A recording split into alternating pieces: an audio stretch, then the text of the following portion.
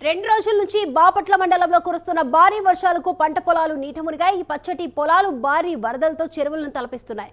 వివిధ కాలనీలు, రోడ్లు జలమయమయ్యాయి. రంగంలోకి దిగిన అధికారులు సహాయక చర్యలు చేపట్టారు. పంట పొలాలు నీట మునగడంతో అన్నదాతలు ఆవేదన వ్యక్తం చేస్తున్నారు. ప్రభుత్వం తమను ఆదుకోవాలని కూడా రైతులు విజ్ఞప్తి చేస్తున్నారు.